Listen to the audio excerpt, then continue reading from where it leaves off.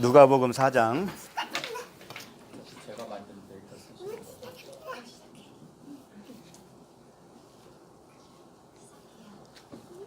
누가복음 4장 1절부터 13절까지 두 주 나눠서 하겠습니다. 이번 주 다음 주 4장 1절부터 13절까지입니다. 누가복음 4장 1절부터 13절 한 목소리로 읽겠습니다. 시작. 예수께서 성령의 충만함을 입어 요단강에서 돌아오사 광야에서 40일 동안 성령에게 이끌리시며 마귀에게 시험을 받으시더라.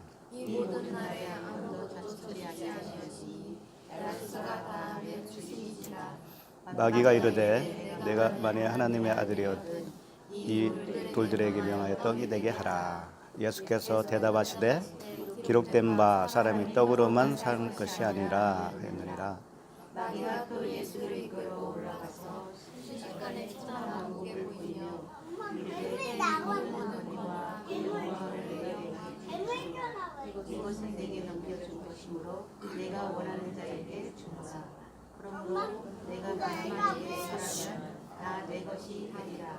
예수께서 대답하여 이르시되 기록된 바 주 너의 하나님께 경배하고 다만 그를 섬기라 하였느니라. 또 이끌고 예루살렘으로 가서 성전 꼭대기에 세우고 이르되 내가 만일 하니라 기록되었으되 하나님이 너를 위하여 그 사자들을 명하사 너를 지키게 하시리라 하였고 또한 그들이 손으로 나를 받들어 내 발이 틀에 예수께서 대답하여 이르시되 주 너의 하나님을 시험하지 말라 하였느니라. 마귀가 모든 시험을 다 한 후에 얼마 동안 떠나니라.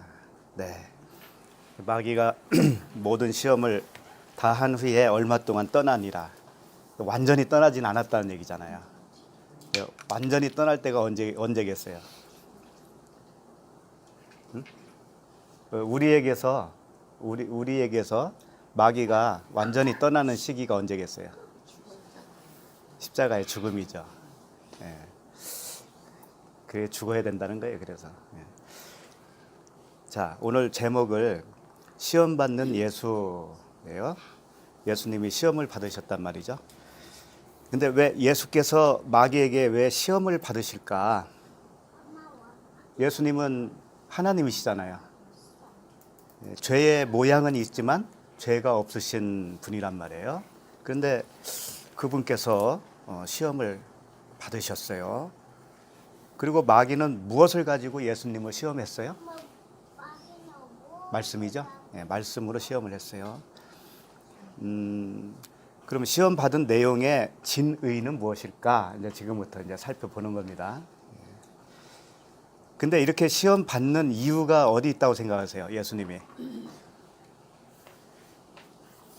그분이 시험 받는 것은 그분이 시험 받아야 할 어떤 그분에게 모난 구석이 있어서 그런 건 아니고 그분이 그렇게 하심으로 인해서 자기 백성을 구원하기 위해서란 말이에요. 그럴 거 아니에요. 그래서 그분은 이렇게 말씀하셔요. 마태복음 20장 28절에 보면 인자가 온 것은 섬김을 받으려 함이 아니라 도리어 섬기려 하고 자기 목숨을 많은 사람의 대속물로 주려 함이니라 그랬어요. 그러니까 한 가지는 섬기는 거고 주님이 섬기러 오신 거고 두 번째는 목숨을 대속물로 주려 하는 것이죠.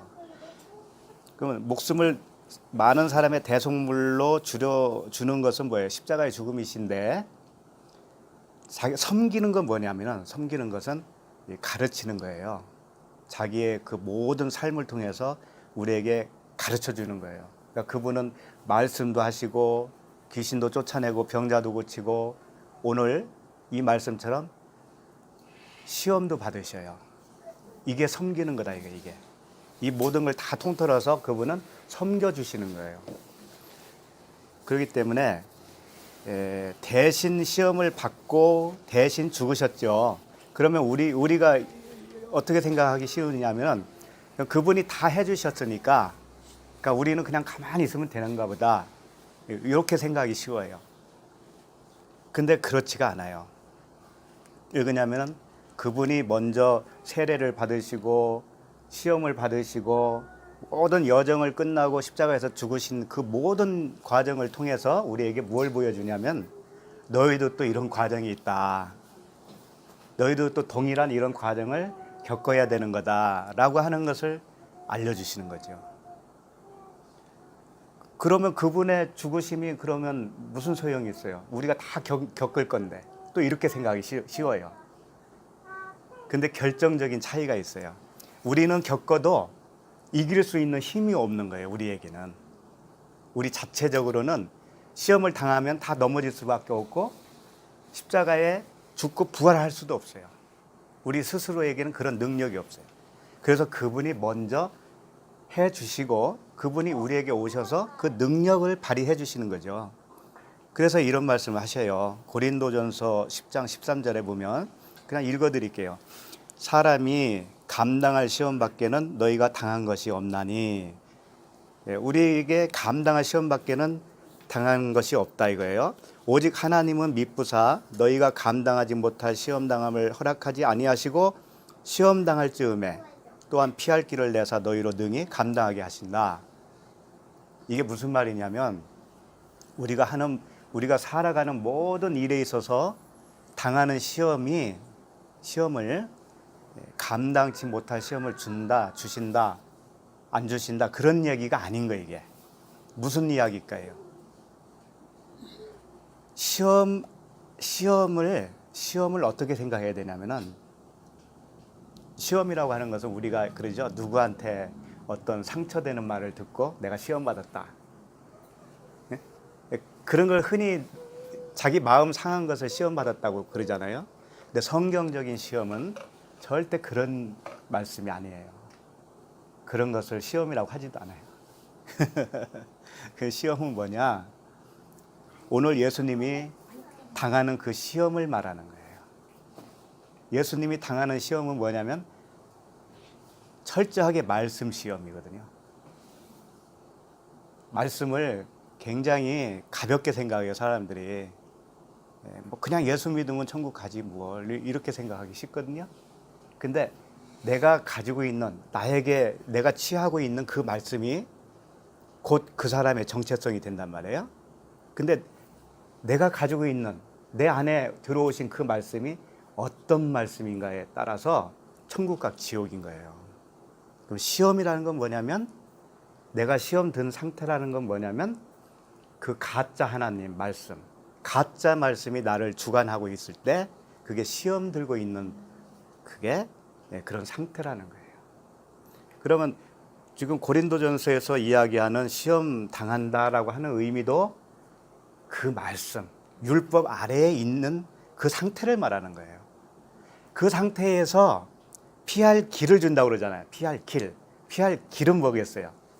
나는 길이요 진리요 예수 그리스도라고 하는 복음의 길을 말하는 거예요. 그 길로 피하게 해주신다라는 겁니다. 그러니까 오직 진리 안으로 들어가야만이 우리는 시험에서 벗어나는 거예요. 시험을 다른 걸로 생각하시면 안 돼요. 그래서 모든 것이 그분의 은혜로 되어지는 것인데 히브리서 4장 15절에는 또 이렇게 말씀하세요. 제가 읽어드립니다. 우리에게 있는 대제사장은 우리의 연약함을 동정하지 못하실 리가 아니요 이 모든 일에 우리와 똑같이 시험을 받으신 이로되 죄는 없으시니라. 우리와 똑같이 시험을 받는다는 거예요. 근데 죄가 없어요, 그분은. 그런데 여기서 보면은 우리의 연약함을 동정하지 못하실 이렇게 돼 있죠. 이 동정이라고 하는 단어가 옛날 개역 한글이죠. 여기는 뭐라고 되어 있냐면은 체휼이라고 되어 있어. 체휼하신다. 들어보셨을 거예요. 체휼이 뭐예요? 자신이 체험으로 그걸 겪는다 그런 뜻이죠. 근데 이제 개역 개정에서는 동정이라는 단어를 썼어요. 근데 원어를 보니까 무슨 단어인가 했더니 심파데오라고 되어 있어요.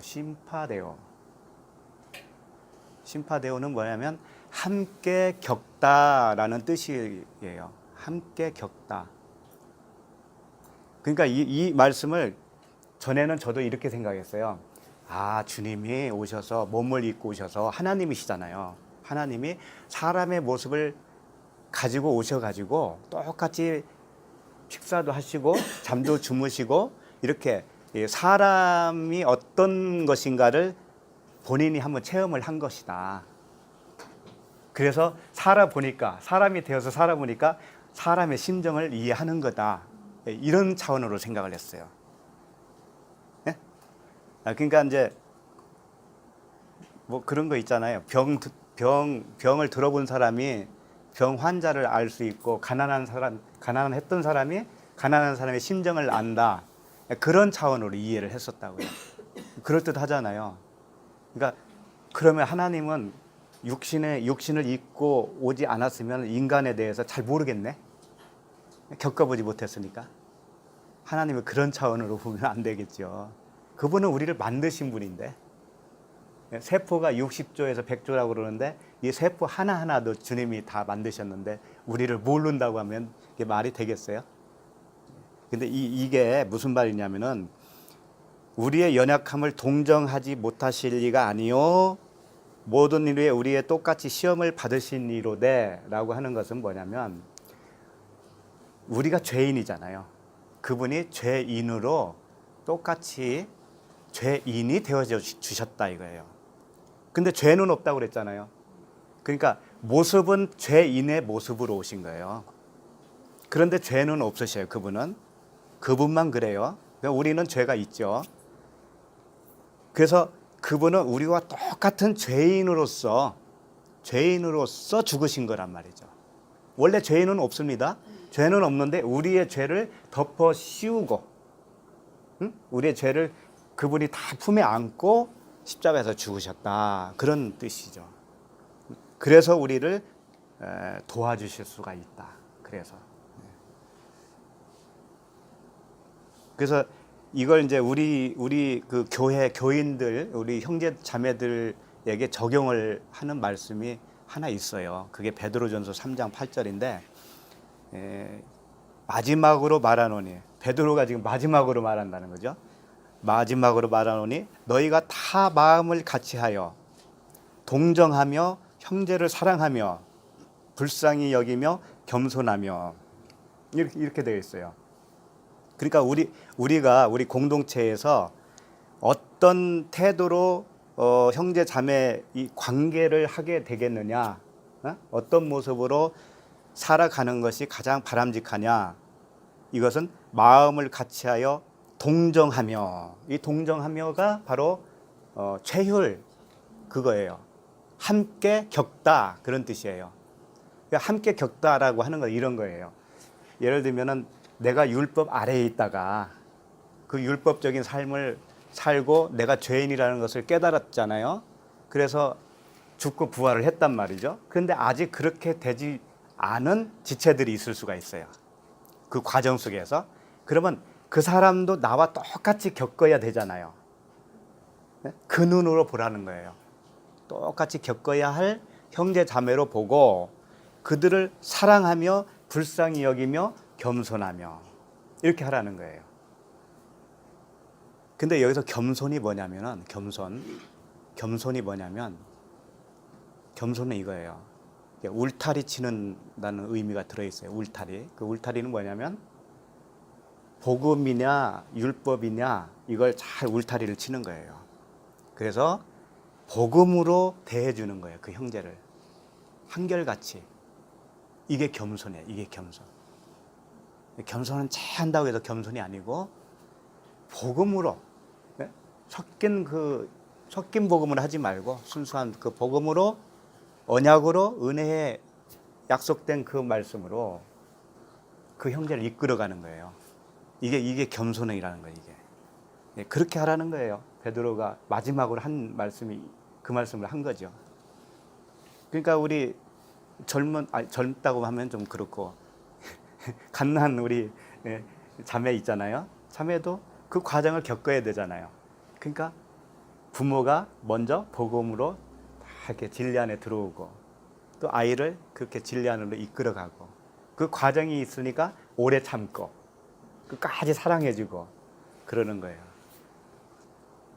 그런 과정으로 우리가 서로 그런 눈으로 바라보면 조금 모난 구석이 있어도 그냥 사랑스럽게 보일 거 아니에요. 아, 나도 옛날에 그랬었어. 이런 마음이 들 거 아니에요. 그렇게 해야 분란이 없는 거예요. 이 공동체에서는. 자, 그러면 1절부터 다시 이제 들어갑니다. 1절부터. 누가복음 4장 1절 한번 같이 읽을까요? 시작. 예수께서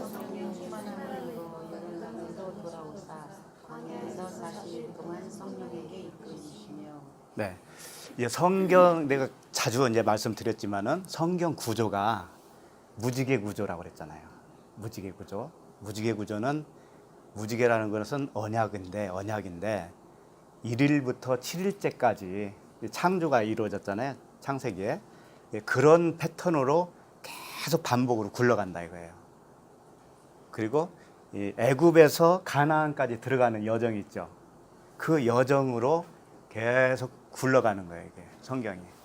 그래서 바퀴라고 표현도 하는 거예요. 수레바퀴, 병거바퀴 이런 바퀴 있죠. 이 바퀴가 뭐냐면 성령이거든요. 성령. 그런데 말씀이신데 밖에 있는 바퀴가 있고 안에 있는 바퀴가 있어요.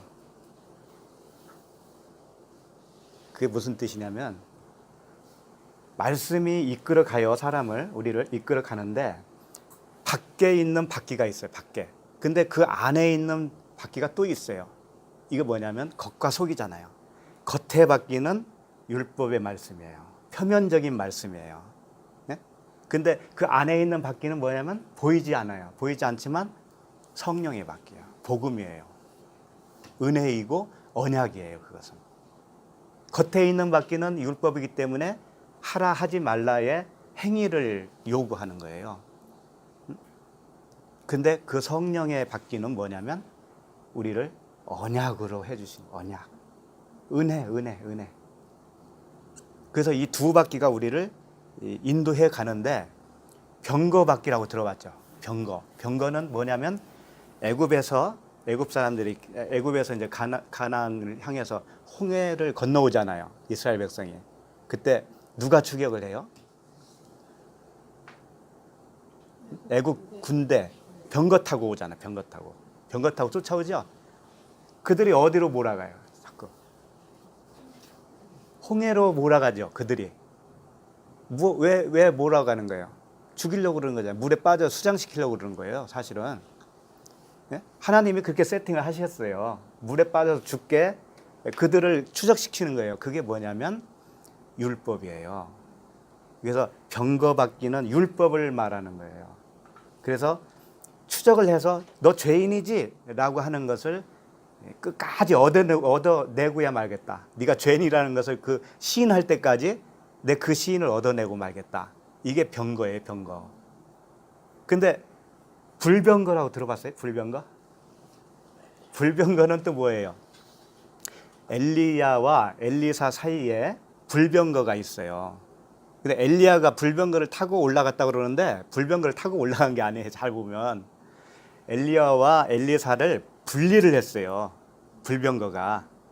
그리고 엘리야는 무엇을 타고 갔냐면 해오리 바람을 타고 올라간 거예요. 네? 그러니까 이건 무슨 얘기냐면 불병거라는 것은 태우는 거예요. 불이 태우는 거죠. 그래서 율법과 복음을 나누는 거예요. 이렇게 나누는 거. 내 안에서. 나누는데 그 오해된 말씀, 언약이 아닌 다른 말씀, 행위책, 이걸 다 태워버리는 거예요. 그 엘리야는 그 역할로 사역을 감당한 거예요. 그러니까 겉의 사역이라고 그래요. 그걸. 바퀴로 말하면 겉에 바퀴가 있고 안에 바퀴가 있다고 그랬잖아요. 근데 엘리야는 겉에 사역을 하고 엘리사는 안에 사역을 하는 거예요. 그래서 그 나중에 변화산에서 누구 있어요? 모세, 엘리야, 예수님이잖아. 요게 다 똑같은 분들이에요. 이게 사실은 겉된 일을 하시는 분들이에요. 겉된 일. 그래서 나중에 죽으시잖아요. 근데 하나같이 시체를 못 찾은 분들이 바로 그분들이에요. 또 모세 시체 봤어요? 못 봤어요? 못 찾았죠? 엘리야는 못 찾았죠? 예수님도 시체 없었잖아요. 이들이 어디로 갔겠어요? 이들이 율법인데 복음으로 간 거예요.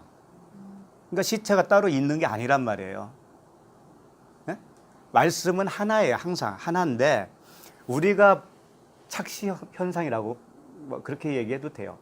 우리가 죄인이기 때문에 죄인에 딱 맞는 말씀으로 다가와요. 그게 율법인 거예요. 그게. 네? 예수님이 십자가에서 죽으셨다고 하는 것은 뭐냐면 바로 그 착시 현상으로 일으킨 그 율법, 행위의 율법, 표면적인 말씀, 이것을 삭제해 준 거예요. 자기 육체로. 자기 육체가 모세요, 엘리야요, 예수예요. 예수. 그 모세는 가나안에 못 들어가지요. 그리고 여호수아가 들어가잖아요. 네. 다 그런 의미가 있어요. 그러니까 고린도전서 10장 2절에서 이런 말을 하는 거예요. 너희들은 모세에게 속하여 다 구름과 바다에서 세례를 받고, 이렇게 표현을 해요. 이스라엘 백성들이 애굽에서 홍해를 건너 나왔는데 너희들이 모세에 속했다라고 표현을 하는 거예요. 아니, 이스라엘 백성들을 인도한 게 누구예요? 불기둥과 구름기둥으로 인도하신 하나님이시잖아요. 그런데 모세에게 속했다라고 표현을 하는 이유는 뭐냐면, 너희들이 그 홍해 세례 사건이 뭔지 아냐? 그게 율법으로 죽은 거야. 그런 거예요. 모세는 율법이니까 그 모세에게 속하였다라는 것은 너희들이 율법과 함께 수장됐다, 그런 뜻이에요. 우리가 그러잖아요. 예수와 함께 어떻게 돼요? 세례를 받아서 함께 죽은 거잖아요. 네? 그리고 또 예수 그리스도와 함께 우리가 부활한 거죠. 네, 그런 의미라고요. 근데 오늘 1절 말씀에 뭐라고 되어 있냐면은 성령의 충만함을 받아 요단강에서 돌아오사, 이렇게 되어 있는데, 예수님이 이 바로 앞절까지 뭘 했냐면 세례를 받으셨어요. 요한에게. 그러니까 말하자면은 그게 뭐냐면 애굽에서 홍해를 건넌 거나 마찬가지예요. 건너오니까 이제 죽은 거잖아요. 예수님이 죽으셨다고요. 그리고 다시 살아나신 거죠. 그래서 그 다음부터는 어디로 들어가냐면 광야로 들어가잖아요. 이스라엘 백성들이 홍해를 건너오면 어디로 가요? 광야 생활이 되잖아요. 그러니까 예수님도 똑같은 거, 지금 광야에서 40일 동안 성령에게 이끌리며 그랬는데, 이 40을 40년 이스라엘 백성들의 광야 생활과 똑같은 거예요. 그래서 이 40이라고 하는 개념은 항상 무슨 개념이냐? 광야 시험의 기간이다 라고 하는 거예요. 40은 40일이든 40년이든 다 같은 개념이란 말이에요. 그래가지고 옛날에, 요즘은 많이 사라졌는데 4층을 싫어해요. 4층. 죽을 사자라고 그래가지고. 우리도 여기 4층이잖아요. 그런데 하나님 안에서는, 진리 안에서는 모든 숫자가 다 복음이에요. 좋고 나쁜 숫자가 없어요. 근데 세상 사람들은 4층을 싫어하는 이유가 죽는 거 싫어하잖아요. 죽는 거. 모든 종교도 다 그런 거거든요. 기독교도 죽는 거 싫어하면 가짜예요. 왜? 40이 왜 죽어야 되는 거냐면, 죽어야 부활하잖아요. 죽어야. 그러니까 4층이 얼마나 좋은 거예요. 죽어야 부활하는 곳이니까. 죽으러 왔어. 네, 죽으러 와서 여기서 부활해서 내려가는 거잖아요. 그러니까 이 광야 40년은 시험이라고 하니까 좀 무서워 보이죠. 근데 이렇게 생각을 하셔요. 광야 40년은 뭐냐면 말씀을 배우는 기간이다. 이렇게 고치시면 더 좋아요. 시험이라고 하는 것을 우리가 고난만 생각하는데 말씀을 배우는 기간이다. 왜 그러냐면 시내산에서 율법을 받았잖아요. 그래서 40년 동안 뭘 하냐면 그 율법의 의미를 가르치는 거예요. 하나님이 뺑뺑뺑뺑 돌리면서 가나안에 들어가기 전에. 그래서 그 율법으로는 행위로는 할 수 없구나라는 것까지 가르치는 거예요. 그게 광야 40년의 의미입니다. 그러니까 오늘 예수님이 지금 시험 받는 것도 사실은 어떤 고난을 받는 거라기보다는 말씀을 배우는 거예요. 배우는 거. 이걸 통해서 우리에게 가르쳐줘요. 예수님이. 네? 우리에게 가르쳐주기 위해서 본인이 직접 시험을 받는 거죠. 그러니까 시험의 내용을 우리가 정말 알 수만 있다면, 제대로 알 수만 있다면 여기서 굉장한 걸 배울 수 있는 거예요. 그렇지 않겠어요? 그래서 광야 생활은요, 이 때로 얼룩진 옷을 빠는 기간이에요. 계시록에서 그 옷 빤다고 하는 그런 말씀이 있잖아요. 옷 빠는 기간이고 성령의 불세례의 기간이에요. 뭐냐면 받은 율법의 말씀을 잘못 우리가 오해하고 있는 그 부분을 다 태우는 거예요. 광야 기간 동안에 다 태워요. 그러니까 예수님이 지금 하시는 일이 뭐냐면, 시험 받는 기간이 뭐냐면 말씀을 태우는 거예요, 지금. 그러면 시험하는 마귀가 뭐겠어요? 여기서 답이 나와야 돼. 마귀가 뭐겠어요? 말씀이지. 마귀도 말씀이고 예수님의 대답도 말씀이고. 그러니까 결론은 뭐예요? 말씀과 말씀의 대화예요. 말씀과 말씀의 시험이에요. 우리도 아까 서두에 말씀드렸죠? 시험이라는 게 뭐예요? 오해된 말씀과 진실의 말씀이 내 안에서 충돌해서 싸우는 거죠. 근데 율법 아래에 있는 것이 시험된 상태거든요. 거기서 이제 불로 태워가지고 정말 알곡만 이제 남기는 것이 주님이 그 광야 시험 기간에 그걸 하시는 거란 말이죠. 그거예요. 그래서 물과 성령으로 거듭난다고 들어보셨죠? 물과 성령. 그러니까 이거예요. 물은 물 세례예요. 응? 성령은 불 세례란 말이에요. 말씀 세례. 그럼 이게 무슨 이야기냐? 물 세례는 한 번 태어나는 거예요. 너희들은 아래서 났고 그러죠. 아랫물. 예? 율법으로 너희들은 한 번 태어난 자들이야.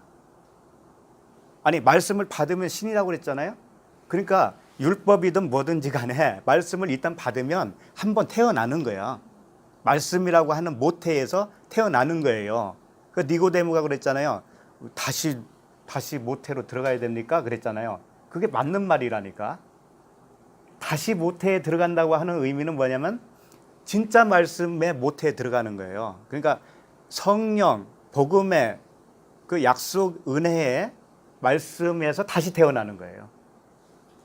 처음에는 어디서 태어나는 거예요? 율법 아래에서 태어나는 거예요. 그걸 아래에서 태어났다. 그걸 육이라고 그러는 거예요. 그걸 육이다. 그러면 성령으로, 물과 성령으로 거듭나니까 물은 한 번 거듭난 거예요. 말씀으로. 그 다음에 성령으로 거듭나는 것은 복음으로 거듭나는 거다. 처음 것이 폐해지는 거예요. 항상. 처음 것을 폐하는 것이 두 번째 거듭나는 거예요. 그래서 이런 말씀이 있는 거예요. 에베소서 2장 15절에는 법조문으로 된 계명의 율법을 폐하셨으니 이는 이 둘로 자기 안에서 한 새 사람을 지어 화평하게 하시고. 이게 무슨 말이냐면 말씀은 하나인데 우리가 말씀을 받으면 항상 이 겉과 속으로 받아요. 겉과 속. 근데 십자가에서 죽으셨다고 하는 것은 뭐냐면 요 율법을 찢어버린 거예요. 찢어서 요것만 남겨버리는 거예요. 그럼 우리가 이 안에 들어가는 거고, 그래서 이게 둘이 하나가 된다 이런 뜻이에요. 예수님의 시체를 못 찾았잖아요. 그분이 복음으로 들어가니까 이렇게 하나가 됐다 그런 얘기고, 모세도 시체 못 찾았잖아요. 모세가 율법인데 복음으로 들어가서 시체를 못 찾는 거예요. 하나가 됐으니까. 이렇게 항상 그런 구조예요. 엘리사도 그렇고. 그래서 겉과 속을 항상 말씀을 하신다. 이걸 굉장히 중요하니까 잊지 마셔야 됩니다. 겉과 속. 네? 우리 겉으로는 웃는 척 하잖아요. 근데 속으로는 뭐예요? 칼을 갈잖아. 똑같다니까 그게. 이게 진리예요, 진리. 그래서 주님이 이런 말씀하셨어요. 누가복음 11장 39절에 보면 주께서 이르시되 너희 바리새인은 지금 잔과 대접의 겉은 깨끗이 하나 너희 속에는 탐욕과 악독이 가득하도다. 자, 바리새인들을 주님이 뭐라고 책망했냐면 잔과 대접의 겉은 깨끗이 한다 이거. 너희들은 겉만 번지를 하다 이거예요. 그게 뭐예요? 율법의 행위죠. 율법의 행위. 그런데 속에는 탐욕이 가득하다 이거지. 왜? 속은 비어 있는 거예요. 알맹이가 없어 사람들은. 복음을 모르니까 진리가 없는 거예요. 그러면서 40절 이어서 뭐라고 하시냐면 어리석은 자들아 겉을 만드신 이가 속도 만들지 아니하였느냐 이런 말씀하셔요. 겉을 만들은 네가 속도 만들었다는 뜻은 그럼 겉은 뭐예요? 그렇지, 말씀으로 만든 거예요. 율법의 말씀으로. 이게 겉이란 말이에요. 겉이라고. 그 다음에 속은 뭐예요? 복음, 그리스도. 그걸 다른 말로 하면 언약이라고 해요. 언약의 말씀. 언약의 말씀. 은혜의 말씀. 은혜요. 하나님의 말씀은 다 은혜예요. 근데 겉은 뭐냐면은 율법. 그건 행위. 행위책이 되는 거예요. 행위.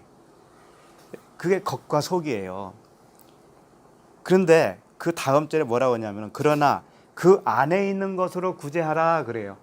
그 안에 있는 것으로 구제하는 것이 뭐예요? 율법으로 구제하지 말고 안에 있는 거, 복음. 복음으로 구제. 생명이 없는 자에게 생명을 주라는 얘기예요. 구제는. 가서 쌀 갖다 주라 그런 얘기가 아니고 그것도 필요하면 해야 되는 거예요. 근데 생명을 살리는 거, 구제. 그것은 안에 있는 것으로만 할 수 있어요. 안에 있는 거. 바리새인은 겉에 것만 가지고 했단 말이에요. 그런데 그러면 안에 있는 것을 해야 되는데 그리하면 모든 것이 너희에게 깨끗하리라 그래요. 이게 무슨 뜻이냐면 바리새인들은 겉을 깨끗이 하느냐고 율법의 행위로 열심히 했는데 안에 것으로 구제를 하잖아요. 그러면 겉도 깨끗해진다는 거예요. 그게 무슨 얘기냐면 안에 있는 거 우리가 마음 성전이라고도 하잖아요. 그 성전이 온전하게 지어지면 복음으로 지어지면 그때는 내가 구제할 수 있을 정도가 되잖아요. 그게 깨끗한 거란 말이에요. 구제할 정도 돼야 깨끗한 거예요. 복음을 전할 수 있을 정도 돼야 내가 안이 깨끗해졌는데 그렇게 안이 깨끗해진 사람은 겉도 깨끗하다 이거예요. 근데 복음을 오해하는 사람이 이래요. 겉 안에만 깨끗하면 되니까 복음으로 알았어. 그리고 개판으로 살아. 그건 안 된 거예요. 그러니까 어느 정도 되냐면 복음을 정말 생명을 넘겨줄 수 있는 정도가 되어야 겉도 깨끗해져. 그분은. 그러니까 바리새인의 의보다 더 낫지 않으면 천국에 못 간다고 그러죠. 바리새인들은 겉만 열심히 했는데 속이 변한 사람은 바리새인보다도 윤리 도덕적으로도 봐도 손색이 없어요. 응? 그러니까 윤리 도덕적으로도 못하면 의심해볼 만한 거예요. 알겠죠? 돈 떼먹고 도망간다든가 막 이런 거 있잖아요. 그래서 우리가 이제 모든 것이 이 진리로 우리가 해석할 수 있어요. 이게 살면서 보면은 건물을 짓 때 보면은 겉에다가 뭘 이렇게 세우죠. 먼저 그걸 일본어로 뭐라고 하냐면은 아시바라고 그래. 아시바. 일본에서 건너오신 분이 계셔서 잘 아실 것 같은데 더 몰라. 아시바라고 그래요. 그러니까 우리나라 말로는 이제 가설치하는 거 있잖아요. 이렇게. 그래서 이 벽을 세우면서 건물 벽을 세우면서 저 일하시는 분들이 거기로 다니면서 벽돌도 쌓고 막 그러잖아요. 그걸 가설치대. 에? 뭐라고 해? 펜스 친다. 펜스 친다. 그건 영어네. 막는 거고 이렇게 40 안에 그 밟고 서서 있지. 그렇지, 일하고 하는 거죠. 맞아. 그래서 그게 가끔 무너지기도 해서 사람 다치기도 하고 그러죠. 그런 거예요. 그러니까 그것은 건물 다 짓고 나면 어떻게 해요? 다 뜯어버리잖아요. 그거와 같은 거예요. 율법과 복음 사이는 그런 관계란 말이죠. 근데 처음은 뭐예요? 율법이 필요해요. 필요하다고 우리에게. 그래서 결론은 뭐냐면 지금 1절 하고 있죠. 끝에 보면 성령에게 이끌리며 이렇게 되어 있죠. 그러니까 시험 받을 때 보면 누구한테 이끌리냐면 마귀한테 이끌리는 게 아니에요. 누구한테 이끌려요? 성령에게 이끌리고 시험은 누구한테 받느냐? 마귀한테 받아요. 근데 마귀는 뭐예요? 말씀이라니까. 근데 왜 마귀가 되냐면 내가 마귀거든. 이 거울과 같은 거예요. 그러니까 말씀에다가 핑계를 대면 안 되는 거예요. 내가 마귀이기 때문에 마귀로 보이는 그 말씀인 거예요. 그래서 같이 죽는 거예요. 내가 그리스도와 함께 죽는 거예요. 함께. 네? 마귀인 나와 마귀로 다가오는 그 말씀과 함께 죽는 거라고 우리가. 네? 십자가에서. 그거예요. 그거. 자, 그 다음에 2절로 넘어갑니다. 자, 읽어볼까요? 시작. 마귀에게 시험을 받으시더라. 이 모든 날에 아무것도 잡수시지 아니하시니 날수가 다함에 줄이신지라. 자, 마귀가 시험을 해요. 그러니까 말씀을 시험을 하는 겁니다. 지금. 예? 하는데 이 모든 날에 아무것도 잡수시지 아니하시니 날수가 다함에 줄이셨다. 금식했다. 소위 40일 금식이잖아요. 그래서 요걸 이제 예수님 닮으려고 40일 금식하다가 진짜 그 나라에 가신 분들이 많이 있어요. 근데 진짜 그 나라에 갔는지는 몰라요. 그건 이제 가서 물어봐야 돼. 이 말씀은 뭐냐면 예수님이 정말 그 밥을 안 드셨다라는 뜻이 아니고 예수님은 죄가 없으신 분이에요. 죄가 없다라는 것은 이 시험을 주는 그 말씀이 그분에게는 없어요. 그러니까 그걸 안 드셨다라는 거예요. 그러니까 율법의 말씀을 안 드셨다. 그게 금식이라고요. 그러니까 우리도 마찬가지예요. 우리도 금식의 정말 그 의미는 율법을 안 먹는 거예요. 그게 금식이에요. 알았죠? 네. 그러니까 예수님이 세리들과 죄인들과 먹고 마시고 그랬잖아요. 그러니까 바리새인들이 와가지고 아니 우리는 율법에 따라서 이렇게 금식하는데 당신들은 이렇게 먹기만 탐하냐 이랬단 말이에요. 근데 예수님이 뭐라 했냐면 신랑이 빼앗길 때는 금식할 때가 올 거다. 그런 말을 해요. 신랑이 빼앗긴다는 게 뭐냐면 이제 육체 예수님이 십자가에서 죽으시는 거예요. 그러면 정말 율법 금식이 일어나요. 그때는. 내 안에서 그 육체 예수가 죽는 거예요. 율법이 죽는 거예요. 그러면 그게 금식인 거예요. 그걸 말씀하신 거예요. 그러니까 자기네들은 밥을 금식한 그 바리새인들은 사실상 금식한 게 아니에요. 배 터지게 먹은 거나 똑같아. 뭘 먹었어요? 율법이라고 하는 자기 배를 채우는 그 말씀을 배 터지게 먹은 거예요. 근데 그거 먹으면 그 나라로 가요. 껍데기 나라로.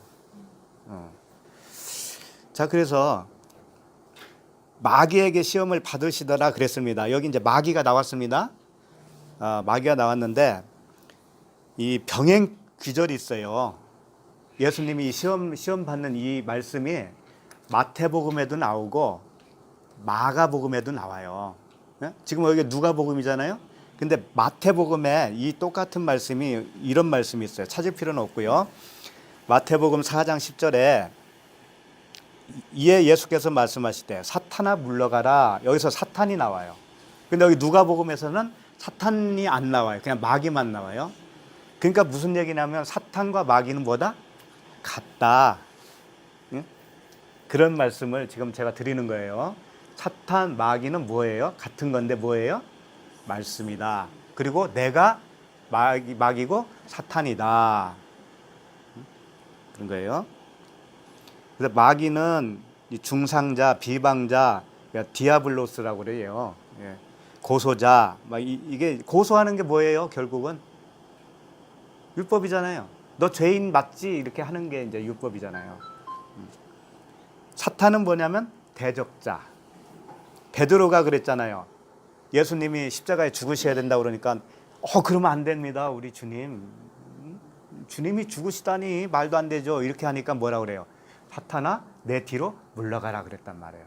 그러니까 사탄은 어떤 사탄이라고 하는 어떤 존재가 있다라는 게 아니고 하나님의 뜻과 위배되면 그게 사탄이에요. 베드로가 하나님의 뜻에 위배된 생각을 하니까 그게 사탄이 된 거잖아요. 그거예요. 개념을 그렇게 아셔야 돼요. 그러니까 이 사탄, 마귀는 같은 거란 말이에요.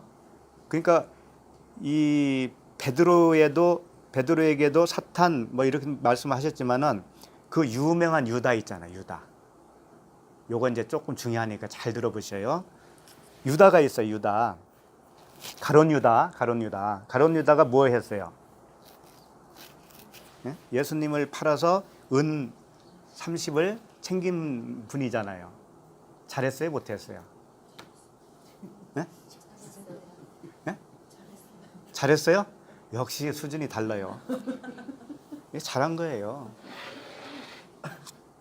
가론 유다가 예수님을 안 파셨으면 어떻게 해? 예수님이 지금까지 살아계실 거 아니에요. 그럼 우리는 구원 못 받잖아요. 그 말씀이 어디 있냐면 요한복음 13장 27절에 있는데 그냥 읽을게요. 조각을 받은 후 곧 사탄이 그 속에 들어간지라. 이 조각을 받았다고 하는 것은 무슨 의미냐면 말씀을 받았다 그런 뜻이에요. 떡을 받았어요. 이 조각 떡이에요. 근데 떡은 떡인데 작은 떡이거든요. 조각이라고 하는 것이. 그러면 작은 것은 항상 뭐라고 그랬어요? 예? 안에 있는 거니까 작은 거, 복음.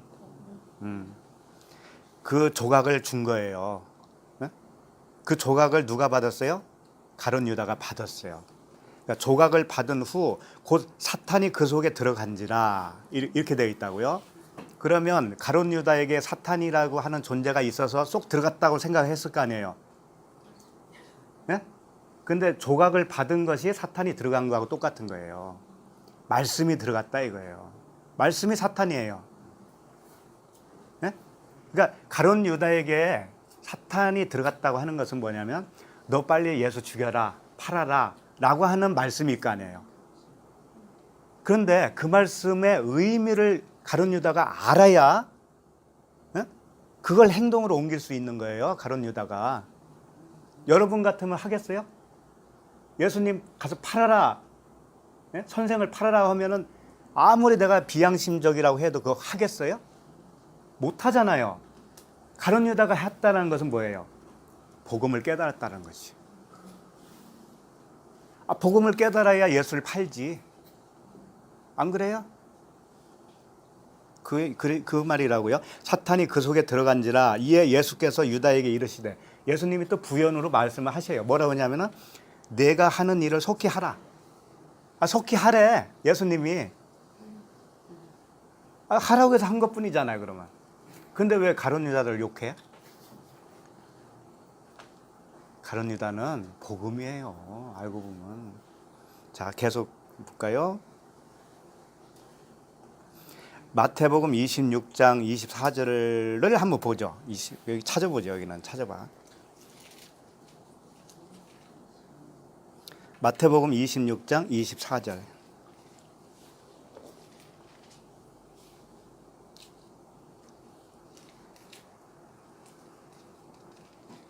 말씀은 우리의 생각을 뛰어넘어요. 그래서 사람 생각은 하나님과 원수가 된다고 하는 거예요. 그래서 요거가 죽어야 되는 거예요. 요거가. 오늘도 죽어야 됩니다. 우리. 마태복음 26장 24절에 보면 이렇게 돼 있어요. 인자는 자기에 대하여 기록된 대로 가거니와 이렇게 되어 있어요. 일단 그럼 인자는 누구예요? 예수님이시죠? 예수님. 예수님은 기록된 대로 간다는 거예요. 그럼 기록된 대로 간다는 뜻은 뭐예요? 미리 약속된 대로 그분이 십자가에서 죽으신다는 거잖아요. 언약이죠, 언약. 언약대로 그분은 죽으셔요. 그런데 그게 좋아 보여요, 안 좋아 보여요? 사람이 볼 때는 안 좋아 보여요. 그래서 실제로 유대인들이 예수님을 십자가에 못 박을 때 뭐라고 그래요? 십자가에 못 박으소서 막 그러잖아요. 그게. 네? 그런데 그것을 보는 이들은 안타깝잖아요. 일단은 이제 약속된 대로 가거니와 인자를 파는 그 사람에게는 화가 있으리로다. 이게 누구예요? 유다, 가룟 유다죠. 이 판다라고 하는 게 뭐냐면 이제 파라디도미라고 하는 거예요. 파라디도미는 뭐냐면 전수하다, 건네주다 이런 뜻이에요. 그러니까 판다라고 하는 돈 받고 판다 이런 물론 되겠지만 건네주는 거예요. 전수시키는 거예요. 이게 올림픽 성화봉을 가지고 이제 다음 주자한테 이렇게 전해주잖아요. 그런 것처럼 이렇게 전수하는 거예요. 그리고 가게의 어떤 그 비법을 전수시키잖아요. 그런 의미란 말이에요. 자, 그러면 가룟 유다가 뭘 한다는 거예요? 예수님에게 뭔가 전수를 시키는 거예요. 전하는 거죠. 가룟 유다로 나오지만 유다 지파에서 누가 나온다겠어요? 예수님이 나오죠. 이 가룟 유다는 그 유다 지파에서 최종적으로 예수님에게 넘겨주는 바톤을 이어주는 역할을 하고 있는 거예요, 지금. 그래서 유다라는 이름을 일부러 사용하시는 거예요, 하나님이. 예? 유다 지파에서 그리스도가 나셨다라고 하는 것을 최종적으로 확증해 주시면서 그러면 그 의미가 뭐냐를 여기서 알려주는 거예요. 의미가 뭐냐면 유다 지파를 통해서 예수 그리스도가 나심은 그분은 자기 백성들을 구원할 자잖아요. 그러면 유다 지파 모든 백성들이 그분의 백성들이죠. 근데 다 죄인이잖아요, 사람은. 그러니까 죄라고 하는 것을 누구에게 주는 거예요, 지금? 예수에게 전수를 시킨단 말이에요.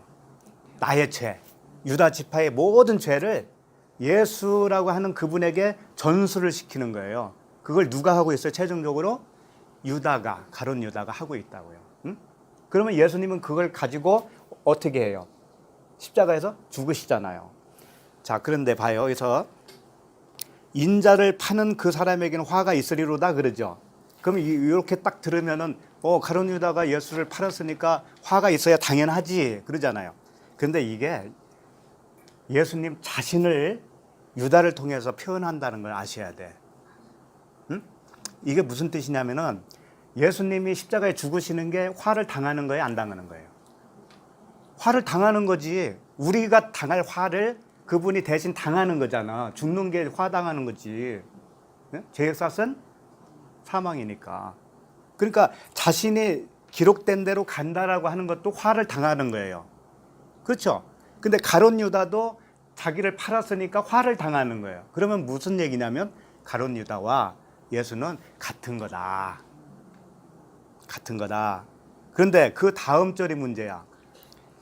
그 사람은 차라리 태어나지 아니하였더라면 제게 좋을 뻔하였느니라 그러죠. 이 가룟 유다잖아요. 가룟 유다가 예수를 팔았으니까 화를 당할 건데 그렇게 화를 당할 바에는 안 태어나는 게 차라리 낫지 이렇게 생각하기 쉽잖아요. 그러면 가룟 유다가 태어나고 싶어서 태어났어요? 네? 하나님이 태어나게 해주신 거 아니에요. 그러니까 가룟 유다도 사실은 언약에 의해서 움직이고 있는 거예요. 네? 그럼 가룟 유다가 언약이라는 거예요, 지금. 가룟 유다가 언약의 역할을 하고 있는 거예요. 전수를 하고 있잖아요. 유다 지파에서 예수님이 태어날 거다라고 하는 언약이 있었는데 유다가 직접 와가지고 그 언약을 실행을 하고 있는 거잖아요, 지금. 그렇죠? 그러니까 예수님에게 전수시킨 가룟 유다나 예수님이나 죽으시는 것은 같은 모양인 거예요. 그리고 그게 화를 당하는 거예요. 누구를 위해서? 자기 백성을 위해서. 그런데 차라리 태어나지 않는 게 좋을 뻔했다라고 하는 뜻은 뭐냐면 겉으로 보기에는 그렇다 이거예요.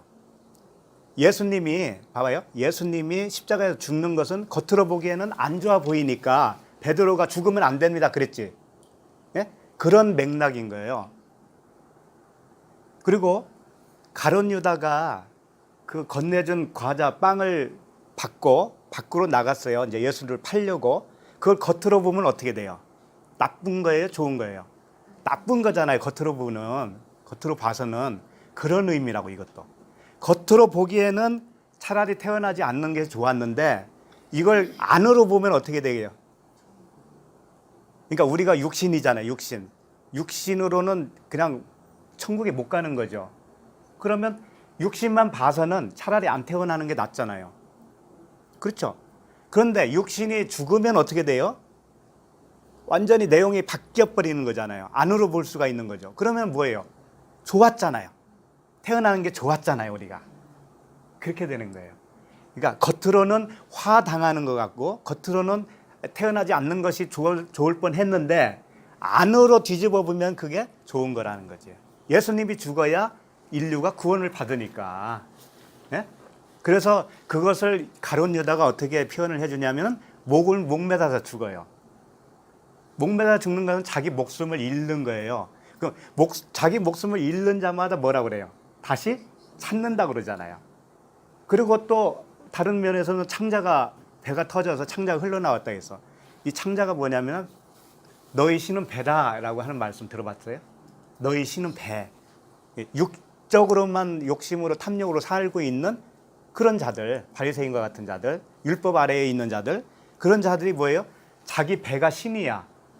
그 창자가 터졌다라는 것은 뭐냐면 그 신이 죽었다라는 얘기잖아. 그렇죠? 그러니까 가룟 유다를 통해서 예수님의 십자가 죽음이 바로 이 가룟 유다와 같은 죽음과 똑같은 거다라고 하는 것을 가르쳐 주는 거예요. 그럼 우리도 그렇게 죽어야 된다라고 하는 그게 복음이고, 응? 그러니까 우리가 죽는 건 뭐예요? 그 말씀이 죽는 거고 나의 육신의 안목과 육신의 정욕과 안목과 이생의 자랑이 죽어야 된다. 말씀에 의해서.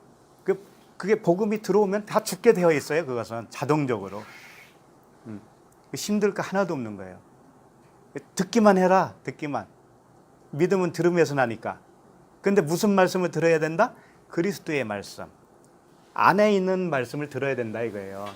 구제할 때 뭘로 하라고 그래요? 안에 있는 것으로 하라. 그랬잖아요. 그 말씀이에요. 자, 이제 여기까지 했고 병행 구절에 오늘 시험 받는 병행 구절 중에 마가복음에도 있어요. 마가복음에 내가 한 절을 읽어드립니다. 거기에 보면은 성령이 곧 예수를 광야로 몰아내신지라 딱 두 줄로 딱 요걸 이제 마무리했습니다. 마가복음에서는 어떻게 되어 있냐면 성령이 곧 예수를 광야로 몰아내신지라 광야에서 40일을 계시면서 사탄에게 시험을 받으면서 여기는 사탄에게 시험 받는다고 그랬어요. 그리고 들짐승과 함께 계시니 천사들이 수종들더라. 이렇게 딱 두 줄로 요약을 해버렸어요. 마가복음에서는. 그러니까 복음서마다 조금씩 다르죠. 그래서 사복음서예요.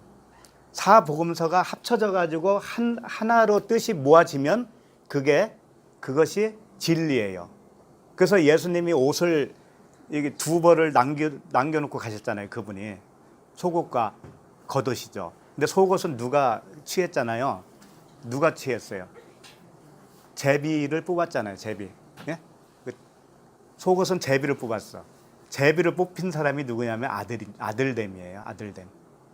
제비를 뽑았다라고 하는 것은 내가 아들 됐다라고 하는 거예요. 그 하나님의 뜻대로 하는 거잖아요. 그래서 속옷을 진리를 취한 거죠. 근데 겉옷은 네 개로 나눠버렸잖아요. 찢어가졌잖아요. 네? 근데 그게 다 이어져야 옷이라고 한 벌이 되는 건데 그걸 나눠버렸으니까 어떻게 돼? 그거 입을 수가 없잖아요. 그와 같이 사복음서가 나눠져 있잖아요. 근데 이걸 하나로 모아져서 한 뜻 진리 하나로 되어지면 그게 모노게네스예요. 독생자가 되는 거예요, 우리가. 그래서 마가복음에도 있어요. 근데 마가복음에는 사탄에게 시험 받고 들짐승과 함께 있다 이렇게 되어 있습니다. 들짐승. 그래서 이 들짐승이 우리 아까 이게 누가복음에서 안 나왔잖아요. 누가복음에서는 마귀만 딱 나왔잖아요.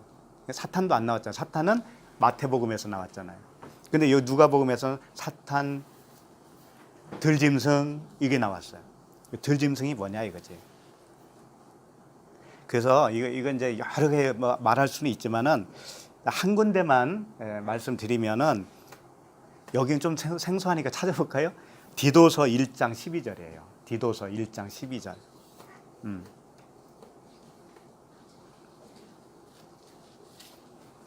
디도서 1장 12절. 이게 잘 안 찾아봐 가지고 어디쯤에 있을까 헷갈릴 거예요. 저 계시록까지는 조금 못 가고 신약 성경에 있고. 찾았어요? 어우, 빨리 찾았네. 대단하다.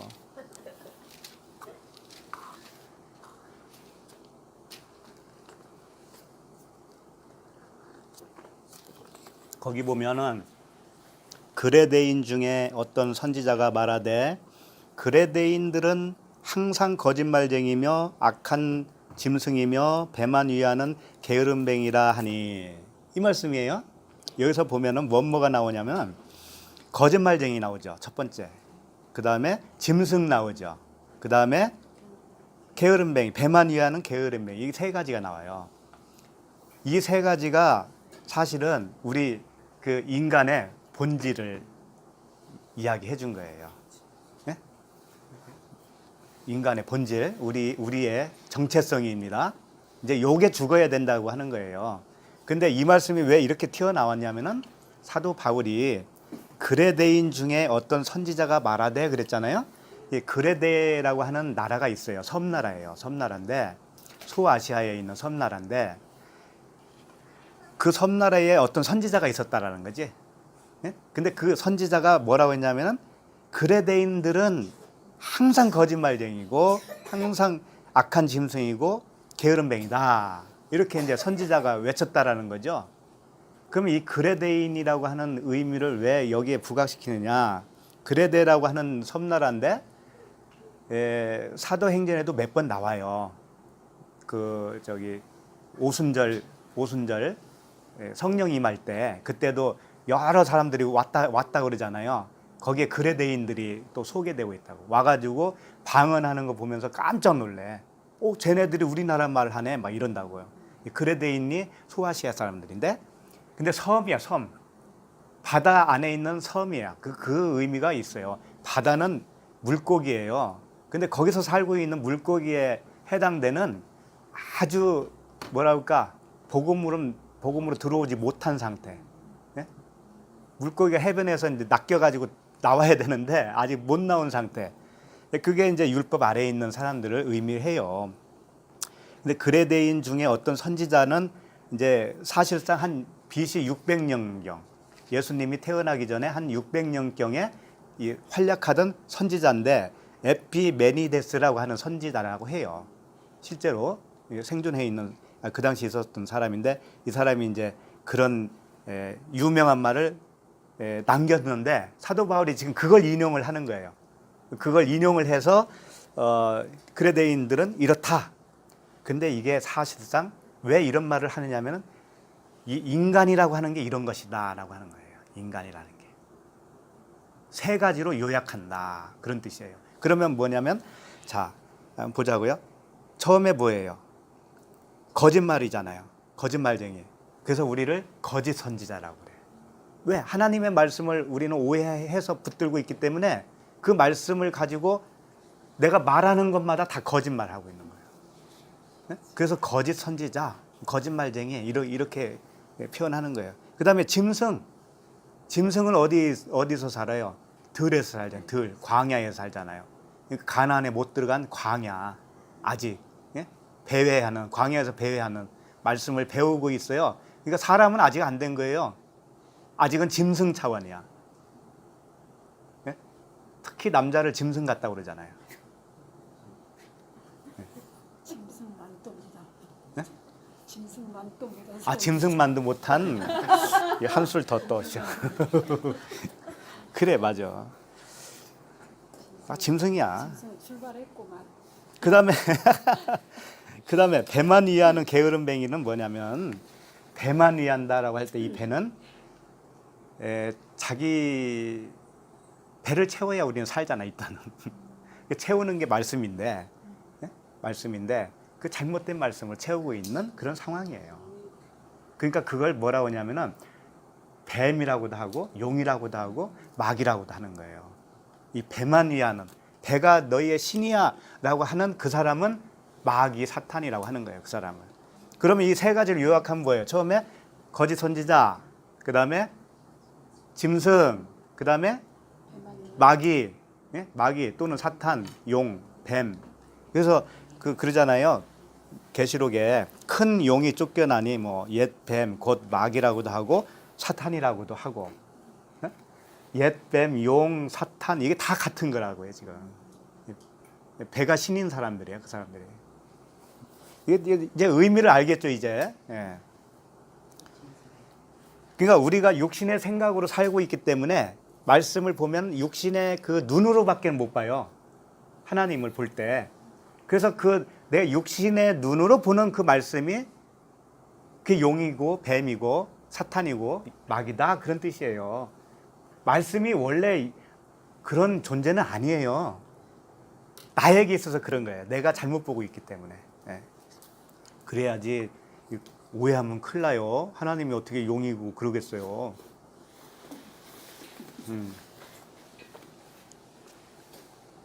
그러니까 사실은 이 마귀 할 때는 그것도 말씀이고 시험 받는 예수님도 말씀이잖아요. 그러니까 말씀과 말씀에 지금 그 대화를 하고 있는 것이다.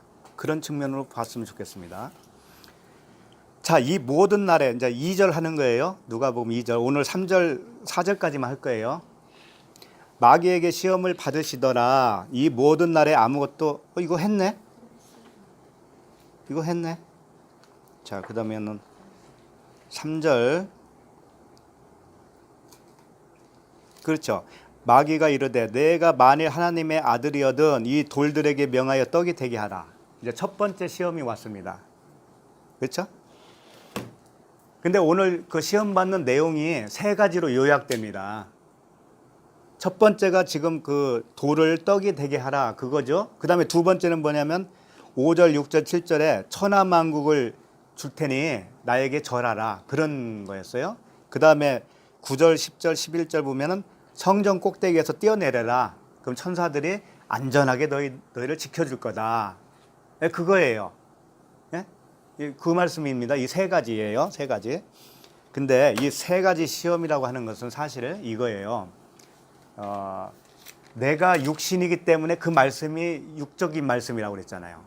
그러면 그 육적인 말씀 3종 세트입니다, 지금. 예? 그러면 내가 육이라고 하는 3종이 또 있을 거 아니에요. 그걸 늘 말씀하신 대로 육신의 정욕과 안목의 정욕과 이생의 자랑이에요. 내가 그런 상태에 있기 때문에 말씀도 세 가지로 그렇게 요약이 되는 거예요. 육적인 말씀으로.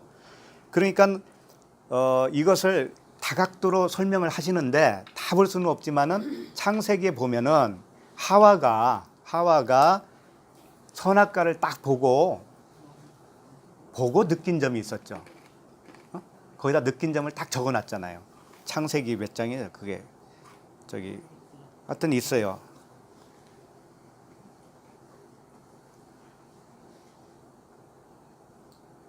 네, 하여튼 그 창세기에서 선악과를 딱 보면서 뭐라고 해서 처음에 먹음직스럽고 그 다음에 보암직스럽고 지혜롭게 할 만큼 탐스럽기도 하다. 이런 말씀이잖아요. 요거 딱 세 가지가 육신의 정욕, 안목의 정욕, 이생의 자랑이에요. 똑같아요. 그런데 그렇게 보는 말씀이 또 어떤 말씀이냐면 오늘 이제 세 가지로 요약될 수가 있는 거거든요. 그런데 이것을 예수님이 이제 물리치잖아요. 물리치는 게 뭐냐면 성령으로 책망하시는 거예요. 세 가지로 책망을 해요. 네? 성령의 세 가지의 책망이 뭐예요 또? 죄에 대하여, 의에 대하여, 심판에 대하여. 이게 같은 거라고 이게. 다 일치가 돼요. 그러니까 예수님이 반문을 하잖아요. 이런 것이다. 그건 아니고 이런 거다. 라고 했을 때 그건 성령의 책망이라고요. 그게 복음이라고요. 그게. 그러니까 마귀가 하는 말은 말씀을 살짝 바꾼 거예요. 왜곡되게 바꿔서 요 말씀이 이렇게 있잖아. 그러면서 공격하는 거고 예수님이 아니야 라고 다시 정정하는 것은 뭐냐면 성령의 책망이에요. 네? 그게 시험을 이기는 거죠. 그게. 자, 근데 그게 이제 첫 번째가 뭐예요? 이 돌들을 명해서 떡이 되게 하라. 그런 얘기잖아요. 이 돌들이 뭘까요? 돌 하면 항상 이걸 생각하시면 돼. 모세가 두 가지 돌판을 가지고 있었죠.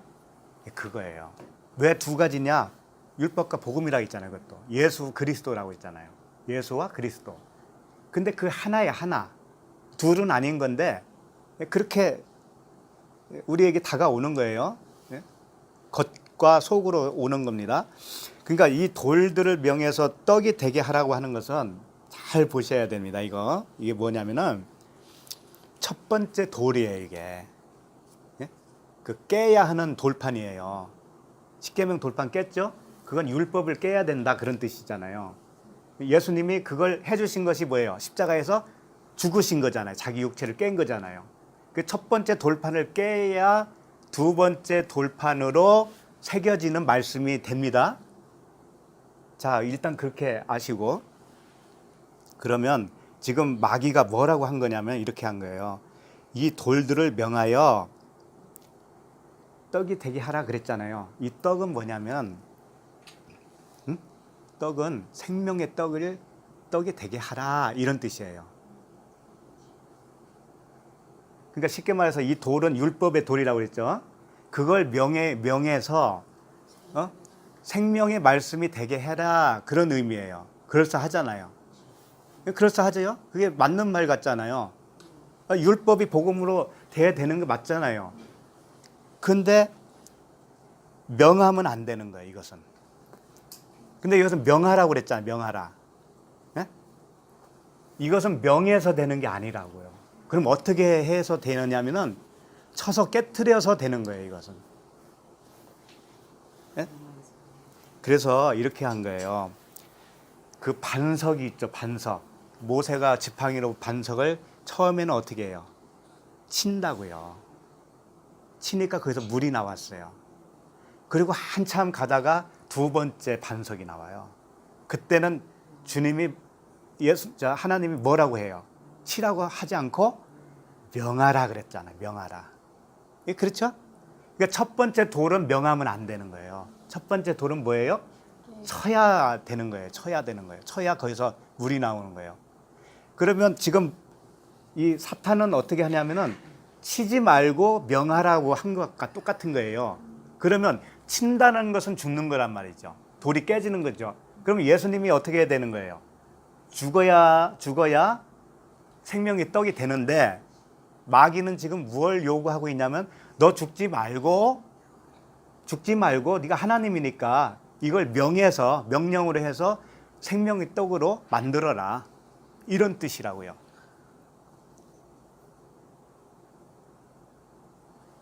그런 뜻이에요. 그러니까 반드시 우리도 이런 거예요. 우리도 그걸 적용을 하면 우리도 십자가에서 죽지 않고 그냥 말씀만 듣고 이렇게 다 완성됐으면 얼마나 좋아요. 아픔도 없고 고통도 없고. 사탄은 항상 그렇게 육신의 생각은 항상 그걸로 가는 거예요. 예? 반드시 죽음을 겪어야 되는데 그 과정 없이 그냥 되라 이거예요. 됐다 그냥 지식만 쌓아라. 그러면 그걸로 될 거야. 막 이런 거지요. 편하니까. 그 죽는다는 것은 항상 뭐예요? 고통스러우니까 4층을 없애버렸잖아요. 엘리베이터 4층 버튼이 없잖아요. F라고만 써있지. 죽음을 그렇게 두려워하는 거 사람은. 그런데 생명으로 가는 길은 반드시 죽음을 거쳐야 된다. 그겁니다. 그러니까 이제 예수님의 대답을 들으셔야 되잖아요. 예수님의 대답을 들으니까 뭐라고 하냐면은 예수께서 4절 예수께서 대답하시되 기록된 바 사람이 떡으로만 살 것이 아니라 하였느니라 그랬습니다. 자, 여기서는 잘 안 나타나요. 지금 진리가. 근데 여기서 병행 구절이 항상 있다고 그랬죠. 병행 구절이 마태복음 4장 4절 말씀에 있어요. 제가 읽어드립니다. 예수께서 대답하여 이르시되 기록되었으되 사람이 떡으로만 살 것이 아니요 하나님의 입으로부터 나오는 모든 말씀으로 살 것이리라 하였느니라. 이 말씀. 근데 이 누가복음에서는 하나님의 입으로 나오는 모든 말씀이라는 말씀이 여기 빠져 있다고요. 예? 그러니까 마태복음에 나와 있는 말씀을 여기다가 삽입을 해야 되는 거죠. 그러면은 사람이 떡으로만 살 것이 아니고 하나님의 입에서 나오는 말씀으로 산다라는 말이 되겠죠. 예? 그렇게 대답하신 겁니다. 그렇게 대답하셨어요. 그럼 이건 뭐냐면 떡과 지금 말씀이 이렇게 대조로 이루죠. 떡으로만 사는 게 아니고 하나님의 입으로부터 나오는 말씀으로 살 것이다 라고 하는 떡과 말씀이 대조가 되어 있어요. 이럴 때는 이 떡은 율법이라고 하는 떡이고 하나님 말씀은 복음, 언약이란 말이에요. 이렇게 되는 거예요. 그러니까 이 떡으로만 산다고 하는 것은 뭐냐면 떡으로만 살면 넌 죽는 거야. 율법이라고 하는 그 말씀으로만 살면 너는 죽는 거야. 안 되는 거야. 너 멸망이야. 그러니까 하나님이 입에서 나오는 그 말씀, 그리스도의 말씀으로 살아야 그게 진짜 살아나는 거야. 그 말씀을 하시는 거죠. 그런데 사탄은, 마귀는 무엇을 중간에 하나를 삭제하고 싶으냐면은 죽음, 십자가, 그것을 피하고 싶은 거죠. 그런 말씀이에요. 그래서 주님이 이런 말씀을 하신 거예요. 요한복음 6장 63절에 보면은 그 유명한 말씀이 있는데 뭐라고 하셨냐면은 맞춰봐요. 뭐라고 했을 것 같아요. 보면은 살리는 것은 영이니 육은 무익하니라. 내가 너희에게 이른 말은 영이요 생명이라. 그러면 여기서 살리는 것이 영은 뭐냐면은 하나님의 입에서 나오는 말씀이고, 육은 무익하다 할 때 그 육은 뭐냐면은 율법의 행위의 표면적인 말씀을 말하는 거예요. 네? 다 그런 그 패턴으로 가고 있는 겁니다. 말씀이. 그래서 살리는 것은 영인 거예요. 그게 하나님의 입에서 나오는 그리스도의 말씀이 영이잖아요. 그 말씀이 영이에요. 그 말씀이 우리를 살리는 거예요. 그런데 그 말씀을 우리가 들으면 그 아닌 말씀 있잖아요. 내가 오해된 말씀, 이것들이 다 태워지는 거예요. 태워져야 그게 십자가 죽음인 거예요. 네? 최종적으로 그게. 그러면 이제 살아나는 거죠. 그게 물과 성령으로 거듭나는 거죠. 네. 그게 생명이다. 최종적으로 생명이 되는 거다. 그래서 우리들도 말씀을 나도 모르게 오해된 말씀들이 너무나 많이 있습니다. 가룟 유다 이야기도 많이 오해했을 거예요. 그리고 알게 모르게 복음을 듣는다고 하면서도 율법적인 사고 방식이 살아 있어요. 그래서 그걸 다 태우는 겁니다. 태우는 게 광야의 삶이에요. 그러니까 우리도 또 광야의 삶을 살고 있기도 하고 또 가나안에 들어가기도 하고 그렇게 되는 거예요. 그래서 항상 감사가 넘칠 수밖에 없죠. 그래서 하나님을 알고 보니까, 말씀을 보니까 선과 악이 없잖아요. 겉과 속이 있는데 그거 뒤집어서 뜻을 알고 보니까 그게 그 말씀이었네. 그리고 겉과 속이 하나가 돼버리잖아요. 그러면 선, 악이 없어지는 거죠. 진리 하나만 남는 것이다. 그게 그리스도예요. 진리 하나 남는 것이. 독생자. 자, 다 그렇게 우리가 독생자 그리스도와 한 형제, 그런 같은 존재로 지음받기를 원합니다. 기도하겠습니다. 하나님 아버지, 은혜를 감사합니다.